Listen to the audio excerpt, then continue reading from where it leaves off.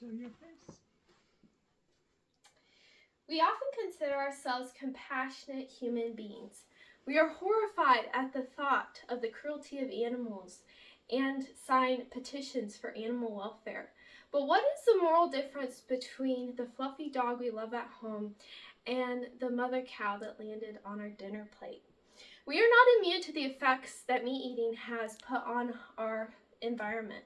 We are faced with climate change, lack of water, and massive influxes of obesity, diabetes, and heart disease. Do all these things have a common cause? I've been a vegetarian all my life, and only twice have I been to the doctor. I contribute a lot of that to my healthy lifestyle, and I'm just very thankful for health. I continue to study how I can help others with their health problems. Embracing a vegetarian diet is a significant decision because it demonstrates ethical responsibility toward animals, helps preserve the planet, and restores your health.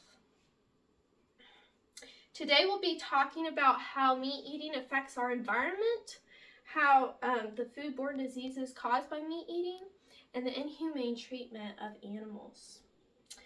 1,800 gallons of water goes into producing only 1 pound of beef, whereas a pound of soybeans only takes 216 to 260 gallons of water. Clearly, we see that the meat industry is rapidly deteriorating our water supply. A 2009 article in the American Journal of Clinical Nutrition by Marlowe, an environmental scientist, and his associates at Loma Linda University found that meat affects the environment. 7 billion livestock produce 130 times more waste than 300 million people. Mm-hmm. This results it results in significant water, air, and soil pollution, but also it produces gases such as methane, carbon dioxide, and nitrous oxide, which has a global effect. Some say that this contributes to climate change. In a significant 2006 publication, Livestock's Long Shadow, leading authors Henning Stanfield and agricultural economist Pierre Gerber found how the meat industry affects the land. Actually, 70% of our agricultural land is spent in livestock production.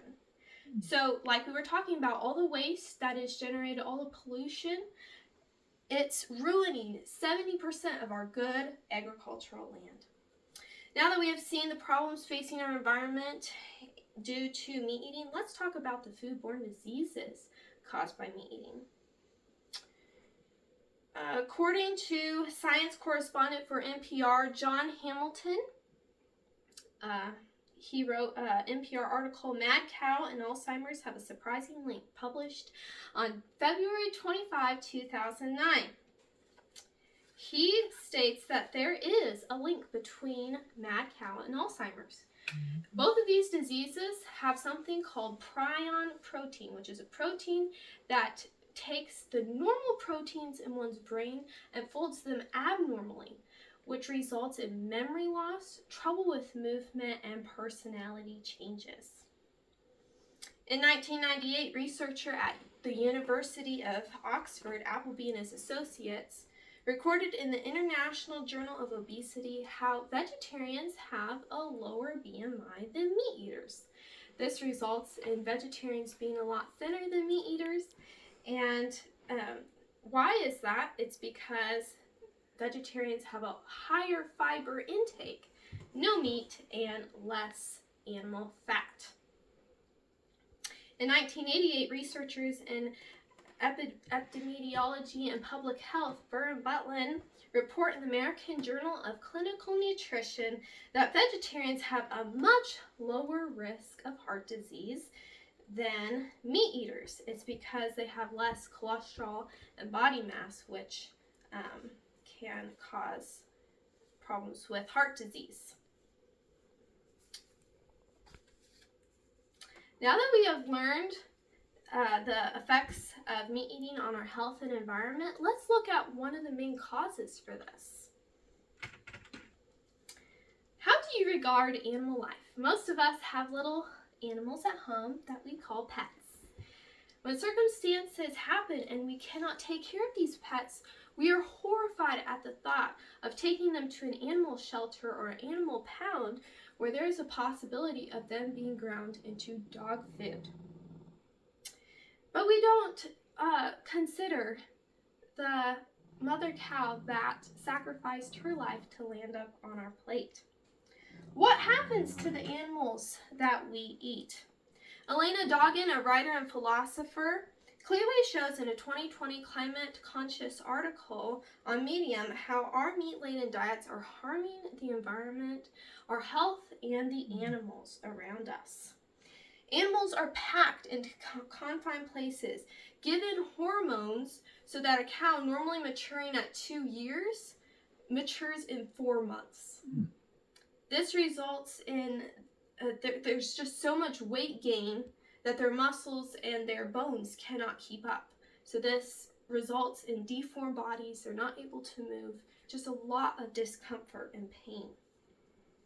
These hormones are stored in their tissues and are then transferred to the consumer when eaten. To make sure that these animals don't die from such torture, they are given an incredible amount of antibiotics. 80% of the antibiotics produced in the U.S. go to livestock. These antibiotics are also stored in the animal and are transferred to the consumer when eaten. The average slaughterhouse kills around 1,000 pigs per hour. And I know this may be shocking, but they are conscious while they're being defeathered, skinned, or hacked apart. They're fully conscious. This is definitely not painless and even farther from humane. Embracing a vegetarian diet is a significant decision because it demonstrates ethical responsibility towards animals, helps preserve the planet, and also our health. Today we covered the effects of meat eating on our environment, effects of meat eating on our health, and also the inhumane treatment of animals. Ultimately, every bite we take has a huge impact. Today, I ask you to join me in embracing a lifestyle that aligns with our deepest values of compassion and kindness. I urge you, rethink your plate, restore your health, and make this world a better place. Thank you.